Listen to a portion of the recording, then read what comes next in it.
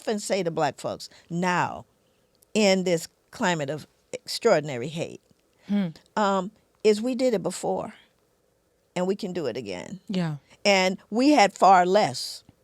Okay, we had far less to work with, and we had much greater tragedies confronting us.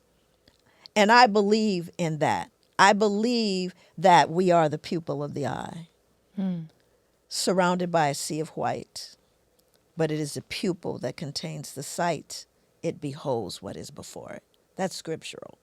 And I believe that that is what the greatest fear is what I see you, and I can see through you. Yeah. And we have to remind our children that they were born with the right to be treated with respect and integrity. They didn't have to earn it. Every human being was born with the right. And we need to infuse into them their intrinsic nobility, their intrinsic greatness. That's what we have to infuse in our children, regardless of what anyone else does. I'm not waiting for someone else to educate my Listen, children. I think that's what's so important, right? And you tell this story about the Statue of Liberty.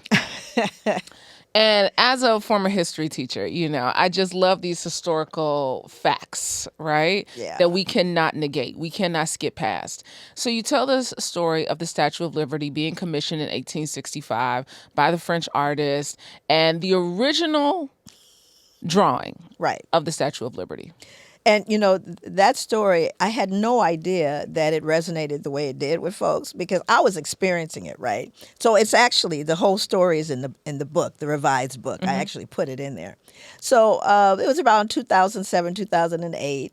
A friend of mine called me and said me, Joy, and this friend, Floyd Myers, brother of Heavy D, he called me, he says, Joy, he lives in Mount Vernon. And our families are really close. He said, I got a new job. I said, what's the new job? He said, I work for the Department of the Interior. I said, really? He said, I'm over all the national parks for the state of New York, right? So Forestry Department, all of these. He said, I'd like you to come to the Statue of Liberty. I said, no. And he said, no, why not? I said, I'm not going, Floyd. It's going to make me mad. I'm not going. He says, well, why is it going to make you mad? I said, because, I've been to France. I'd actually seen the original drawings of Bartholdi, who was the architect who did the sculpture. And I knew that the Statue of Liberty, and everybody knows in her right hand she's holding a torch. And I always ask my audience, what is she holding in her left hand? Right? And when I was at the Statue of Liberty, because I eventually agreed, because Floyd was insistent, and he said, I can give you a pass, we can go up in her eye and everything. I said, okay. So when I go there, I'm going there with the knowledge that the Statue of Liberty was holding originally in her left hand broken chains. Again, commissioned 1865, pretty important date, end of slavery, end of the Civil War. All of those things were why. She is a statue of what? Liberty. Which makes sense. So she has broken chains in her left hand. Now she's holding a rectangular object with a Roman numeral on it. That's what she's holding. So I'm telling Floyd, I said, I know for a fact this is a historical document. I know it is. So first thing that happens when you go to Statue of Liberty, and I actually went to the first time with a friend of mine, and her name is Faith Holmes. And Faith is white, very white, blonde hair, blue eyes. She almost got us thrown out of the place. She had a meltdown, right? I'm going, look, you can't be melting down here. Okay, we're not having it, news at 11. So we're there, and I'm really, really very, very, the ranger who was, you get taken together and you get put in these groups. You're assigned a ranger. And he was very enthusiastic. He really was. A really enthusiastic man. He says, so now, I am going to be your ranger today. And they tell you more about the Statue of Liberty than you ever want to know. They tell you why it's green, because it was copper and it oxidized. They tell you how they got it over there. They tell you how they changed the torch a couple of times. They tell you that they even show you how thin it is, right? Just how thin the whole thing is, right? And he says, and if you have any questions, so of course.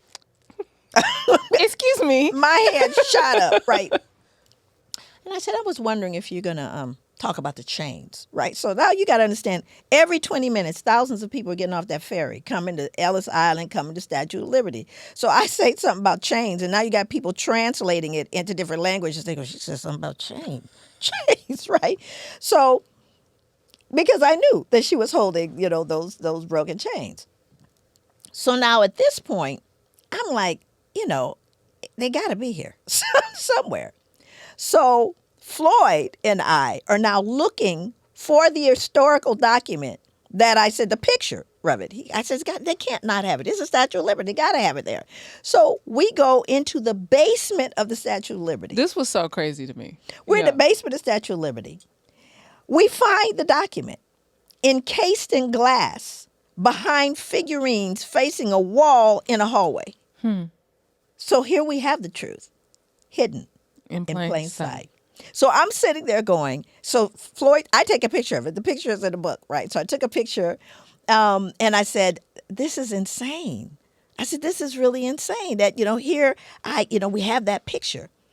Well, I then asked my audience, who won the argument? Because Bartholdi insisted that the chains remain. He really did. He was adamant. He was an advocate for abolitionism. He said the chains got to stay. And I asked the audience, who won? Did Bartholdi win or did the United States win? And they always say, well, the United States won. I said, no, they didn't. Bartholdi won. The chains are actually still there. And they have always been there the entire time at her feet, where it is impossible to see them under any circumstances. Yeah. Those broken shackles are on both sides. On her, as she looks like she's walking, there are broken shackles at her feet. So the agreement was, we'll keep the chains, but we'll make it so no one can see them. Yeah. Because if she's on a pedestal, the Statue of Liberty, if no one who's ever been, sometimes they don't realize, because we always see her like she's standing flat on the ground, but she's on a huge pedestal. Right. So you can't see over to see the chains. And if you're inside, you can't see them. So they're there and they're hidden. So now I'm feeling some kind of way, right? But I'm thinking, Floyd just got the job. You know what I'm saying? The man. I can't let him lose his good black job. The man, I can't get the man. So I took Floyd, and Floyd, being Floyd, he said, go on and bring it, Joy. Go on and bring it. So I spoke to his supervisor. I said, I would like to pay to have a picture of the chains at her feet so that they're on display. And they're explained. And he said, no. I said, I'll tell you what I can do. I said, I'm sure that I can get, just across the water, a black sculptor that will just sculpt that part. Because God knows they show you every aspect of the Statue of Liberty. And he says, yeah, no. I said, okay, I'm going to tell on you. And so I travel all over the world. Yeah. For a living, I travel all over the world. And I told this story. And I showed the pictures all over the world. So I get this call from the Department of the Interior. They said, we'd like to talk to you, Dr. DeGruy. And I'm going, I'm not scared. I'm from South Central. But I did tell my family where I was going. So they call me, and I come over, and his boss, I think it was his boss's boss, who said to me, Dr. DeGruy, we want to, apologize, and we want to acknowledge that we've been negligent, and we want to correct this. We want to immediately correct this. And the first thing we want to do is, we want to hire you to train all our rangers. I said, okay. And we're going to correct this negligence we've shown. So I didn't believe him. So I went back undercover, right? Because I wanted to know a couple of things. I wanted to know if they were going to first talk about the chains unasked, because I had asked about the chains. And I was assigned with my little group. This is 2013, 2014. I go back, and I want to know if they've actually changed that. And my third visit, I go back, and I have a great ranger. The ranger not only tells the story of the chains, turns to me and says, "This is American history I'm sharing. It is your history, and it is my history, and I am proud to tell the story."